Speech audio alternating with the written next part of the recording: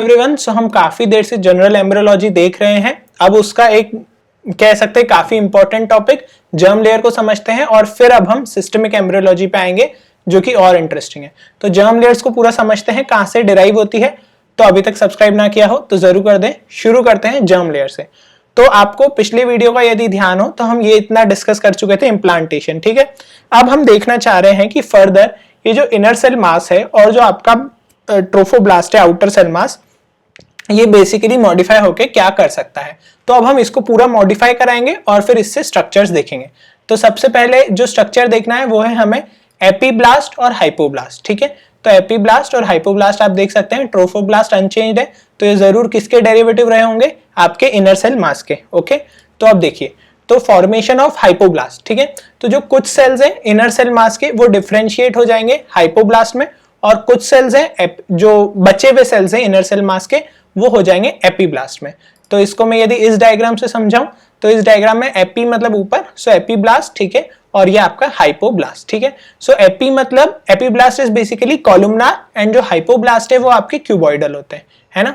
और जो एपीब्लास्ट है उससे आप अभी रिलेशन में याद रखिए, epiblast related to amniotic cavity whereas hypoblast is related to primary yolk sac, ठीक है। तो अब इस कहानी को आगे बढ़ाते हैं। So first you have formed hypoblast and you have formed epiblast, okay. Now once you have formed this hypo and epiblast, ये जो डिस्क बनी ये जर्म डिस्क कहलाती है बाइलेमिनर, ठीक है, क्योंकि आपको दो लेमिना दिख रहे हैं। हमारा मोटिव क्या है, हमें पता है जर्म लेयर्स कितनी होती है, 3, एंडोडर्म, एक्टोडर्म, मेसोडर्म। तो हमें ट्राइलेमिनर बनाना है, तो हम वहां तक का सफर तय करेंगे। So now as I have said कि हाइपो आपको एपीब्लास्ट से रिलेटेड रखना है एमनियोटिक कैविटी, ठीक है। तो जो आपकी स्पेस है एपीब्लास्ट और ट्रोफोब्लास्ट के बीच में वो हो जाएगी एमनियोटिक कैविटी, और एमनियोटिक कैविटी में जो सेल्स हैं जो रूफ बना रहे हैं they are your amniogenic cells. So nothing much, आप देख सकते हैं एमनियोटिक कैविटी ये एमनियोजेनिक सेल है आपका, ठीक है। बेसिकली स्कीमेटिक डायग्राम है, आप उसकी सुंदरता पर ना जाए, और आपका एमनियोटिक कैविटी है, ठीक है। तो ये चीज हो गई। अब हम बात करेंगे थोड़ा सा और प्राइमरी यॉक साइट। तो प्राइमरी यॉक साइट बिल्कुल वैसे ही एपीब्लास्ट की जगह यहाँ हाइपोब्लास्ट। तो जो फ्लैटेंड सेल्स हैं हाइपोब्लास्ट के, बताया था आपको क्यूबॉइडल, सो ये स्प्रेड करके ब्लास्टोसिस्टिक कैविटी के इनसाइड प्राइमरी यॉक साइट बना देंगे। सेकेंडरी यॉक साइट क्या होता है वो हम आगे देखेंगे, तो रिलेट करते जाइए, ठीक है। Is that okay. अब बात करते हैं एक्स्ट्रा एम्ब्रियोनिक मेसोडर्म की। तो एक्स्ट्रा एम्ब्रियोनिक मेसोडर्म क्या होती है बेसिकली, या आप वापस से डायग्राम देखिए, सब चीज एम्ब्रियोलॉजी में डायग्राम से हो जाती है। So this is your extraembryonic mesoderm, okay.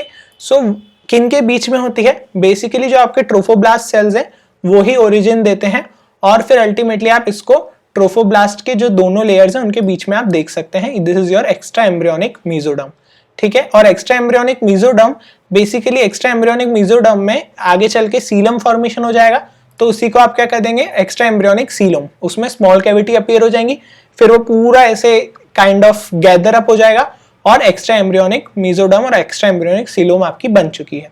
अब क्या होगा, बेसिकली जो एक्स्ट्रा एम्ब्रियोनिक मेसोडर्म है ये स्प्लिट अप हो जाएगी। तो ये स्प्लिट अप हो जाएगी तो कैसे स्प्लिट करेंगे, वही आपको जो पार्ट एमनियोटिक कैविटी से रिलेटेड है उस पार्ट के एक्स्ट्रा एम्ब्रियोनिक सीलोम को कुछ कहेंगे, और जो नीचे वाले पार्ट यॉक साइट से रिलेटेड है उसकी एक्स्ट्रा एम्ब्रियोनिक सीलोम को कुछ कहेंगे। तो what is the term use, basically उसका डायग्राम अलग है, तो इसी लाइन पे आप वो वाला डायग्राम भी देख सकते हैं। तो ठीक है, तो इसमें क्या होगा कि आपका एक्स्ट्रा एम्ब्रियोनिक मेसोडर्म जो है वो part lining the inside of trophoblast, inside तो रह गई obviously, outside of amniotic cavity. तो कहीं ना कहीं एमनियोटिक कैविटी से जो रिलेशन में that is called your parietal और somatopleuric, and the lining outside of the yolk sac is visceral और स्प्लैंक्नोप्लूरिक। तो जो सोमेटोप्लूरिक है this is your amniotic cavity से related and splanchnopluric is yolk sac से related. is that okay? so ये चीज हो गई। अब इसमें क्या करना है हमें, बेसिकली अगला चीज देखना है जो कि सेकेंडरी यॉक sac। तो मैंने आपसे कहा था प्राइमरी हो गया, सेकेंडरी क्या होता है।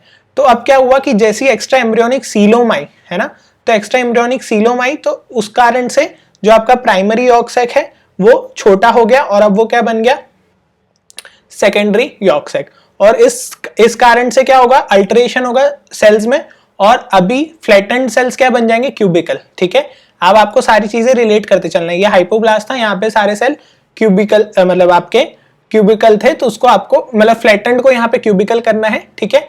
और हम फिर एक प्रोकॉर्डल प्लेट अलग से देखेंगे। तो अभी आप थोड़ा सा कंफ्यूज हो गए होंगे, मैं समझ रहा हूँ, नहीं कंफ्यूज नहीं होना है आपको, बस इतना से याद रखना है कि आपका एपीब्लास्ट है, आपका हाइपोब्लास्ट है, ठीक है। और उसके साथ साथ आपकी जो एक्स्ट्रा एम्ब्रियोनिक मेसोडर्म है वो बेसिकली आपकी दो मॉडिफिकेशंस में है, और इसके जो नीचे वाला मॉडिफिकेशन है उसके कारण क्या हो रहा है कि आपका प्राइमरी ऑक्सैक अल्टीमेटली सेकेंडरी ऑक्सैक में कन्वर्ट हो रहा है। So is that okay? अब हम बात करते हैं प्रोकॉर्डल प्लेट और प्रिमिटिव स्ट्रिक की। तो बेसिकली अभी तक की क्या कहानी है, अभी तक आपको सुनने में आ रहा है, अच्छा लग रहा है, ठीक है, बट अभी बॉडी का कोई डायरेक्शन फिक्स नहीं है कि कौन सा पार्ट क्रेनियल पार्ट को बनाएगा, कौन सा पार्ट कॉर्डल पार्ट को बनाएगा। तो उसके लिए बॉडी में डिफरेंशिएशन होने के लिए दो स्ट्रक्चर बनते हैं, प्रीकॉर्डल प्लेट और प्रिमिटिव स्ट्रिक। तो जो आपका प्रीकॉर्डल प्लेट है वो बेसिकली आपका बकोफेरेंजियल कैविटी और जो ओरल कैविटी मतलब हेड एंड अपर एंड वो बनाता है। तो प्रीकॉर्डल प्लेट कैसे बनेगी और प्रिमिटिव स्ट्रिक क्या होगी? सो देखिए ये डायग्राम है, अगेन स्कीमेटिक है। सो जो डायग्राम है आपका एपीब्लास्ट, ठीक है, हाइपोब्लास्ट। सो एपीब्लास्ट में आपको पता है कि यहाँ पे आपके कॉलमनार सेल्स है and this is your cuboidal cells of hypoblast. अब अगर cuboidal cells of hypoblast modify हो जाए to the columnar cells, so ये जो बनेगा this is called prochordal plate, ठीक है। तो प्रोकॉर्डल प्लेट की डेफिनेशन क्या हुई कि हाइपोब्लास्ट के जो क्यूबॉइडल सेल्स थे वो मॉडिफाई हो गए कॉलमनार सेल्स में, ठीक है। और इसका क्यों करा हमने, बेसिकली हमें सेंट्रल एक्सिस डिटरमाइन करनी है, और जैसे मैंने कहा फिर बकोफेरेंजियल कैविटी, फिर फॉर्मेशन ऑफ प्रिमिटिव स्ट्रिक। सो अब अगेन आप यहाँ पे देखिए तो प्रिमिटिव स्ट्रिक किस साइड है, एपीब्लास्ट साइड। सो एपीब्लास्ट के कुछ सेल्स प्रिमिटिव स्ट्रिक बनाएंगे। तो हाइपोब्लास्ट ने बनाया प्रोकॉर्डल और एपीब्लास्ट ने बनाया प्रिमिटिव स्ट्रिक, ठीक है। तो ये चीज क्लियर हुई। तो फॉर्मेशन ऑफ प्रिमिटिव स्ट्रिक क्या है, बेसिकली जैसे ही आपकी प्रोकॉर्डल प्लेट बनती है कुछ एपीब्लास्ट के सेल्स हैं वो जाके बना देंगे प्रोलिफरेट करके प्रिमिटिव स्ट्रिक, और जहां प्रिमिटिव स्ट्रिक बनना शुरू हुई आपका गैस्ट्रुलेशन मार्क हो जाता है वहां से, मतलब आपकी जर्म लेयर्स बनना शुरू हो चुकी है। So this is what you need to know at this point. Now we will proceed further. तो अब और क्या होगा, अब बेसिकली हमने डायरेक्शन फिक्स कर लिया है। तो अब हम जिस बात के लिए वीडियो में पढ़ रहे हैं वो तो अभी तक आई नहीं, जर्म लेयर कैसे बनी।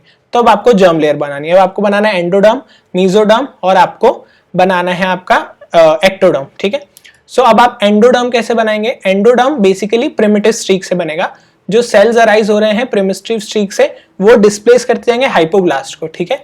तो प्रिमिटिव स्ट्रिक के सेल हाइपोब्लास्ट को डिस्प्लेस करते जाएंगे और अल्टीमेटली जो आपकी सबसे पहली लेयर जो हमेशा बनती है दिस इज योर एंडोडर्म, ठीक है। तो एंडोडर्म बन गई। अब उसके बाद क्या हो रहा है कि यही सेल्स जो प्रोलिफरेट हो रहे हैं प्रिमिटिव स्ट्रिक में, ये खुद ही ऐसे साइड बाय साइड जाएंगे और ये बनाएंगे आपकी मेसोडर्म। तो ये जो मेसोडर्म है दिस इज इंट्रा एम्ब्रियोनिक, इसलिए इसको सेकेंडरी कहते हैं। प्राइमरी आपको पता है एक्स्ट्रा एम्ब्रियोनिक, ठीक है। तो आपने मेसोडर्म बना दी, आपने एंडोडर्म बना दी। एंडोडर्म किससे बनी, प्रिमिटिव स्ट्रिक, ठीक है। प्रिमिटिव स्ट्रिक खुद किससे बनी, एपीब्लास्ट, और मेसोडर्म अगेन आपका प्रिमिटिव स्ट्रिक एपीब्लास्ट। सो जो आपका एंडोडर्म मेसोडर्म है ये भी एपीब्लास्ट से बन रहा है, ठीक है। और अब जो बचे हुए स्ट्रक्चर्स हैं remaining cells of the epiblast now will they form ectoderm also. So कहने का मतलब क्या है कि जो आपकी तीनों लेयर्स हैं वो एपीब्लास्ट से ही बन रही हैं, ठीक है। तो ये चीज ध्यान रखना है। और फिर क्या होगा, इंट्रा एम्ब्रियोनिक मेसोडर्म स्प्रेड करती है, जो आपकी इंट्रा एम्ब्रियोनिक मेसोडर्म आपने बनाई अब ये स्प्रेड करेगी पूरी डिस्क में, पर प्रोकॉर्डल प्लेट जहां पे ऑलरेडी लोकेटेड है वहां पे नहीं करेगी। तो प्रोकॉर्डल प्लेट में मेसोडर्म नहीं होगी, prochordal plate will have ecto and endoderm only. So this is what you need to know. फिर इनके डेरिवेटिव्स और वो अलग बात हो जाती है, अभी आपको बेसिक पता होना चाहिए कि जर्म लेयर्स आई कहां से। तो कुछ घबराने की बात नहीं है, again I would suggest make flow charts, ठीक है।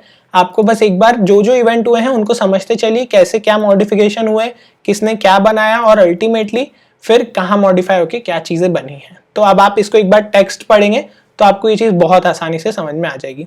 सो अगेन जैसा कि आपको कहा है हर चीज की आपको टाइमलाइन याद रखना है। सो यहाँ तक की टाइमलाइन हम देख चुके हैं ब्लास्टोसिस्ट तक की। अब जो बात याद रखनी है, जो बायलेमिनर डिस्क बनी थी वो 8 डे में बन रही है, और जो 14 डे है उसमें प्रोकॉर्डल प्लेट और प्रिमिटिव स्ट्रिक देखने को मिलती है, और 16th डे में फिर हमें इंट्रा एम्ब्रियोनिक मेसोडर्म प्रॉपर बनती है, और अब जाके डिस्क 3 लेयर होती है। तो आप इसको कैसे याद रख सकते हैं, बाई लेयर से ट्राई लेयर होने में डबल टाइम लग गया, 8 16, ठीक है। तो बीच का हो गया 14। So this is all I think you need to know. General embryology ऐसे बहुत डिटेल में जानने की जरूरत नहीं है, बट जो आपको बेसिक्स पता होना चाहिए वो अच्छे से होना चाहिए। तो आई होप इससे आपको जनरल एम्ब्रियोलॉजी में एक रिविजन और साथ ही साथ पहली बार पढ़ रहे हो तो मदद मिली होगी। सो अब हम कोशिश करेंगे सिस्टमिक को देखें और अच्छे से निमोनिक से एक एक ऑर्गन को अच्छे से समझते जाएं। So again the question you can answer it in comments, and if you like the initiative keep sharing with your friends and do support. Stay safe, stay healthy. Thank you.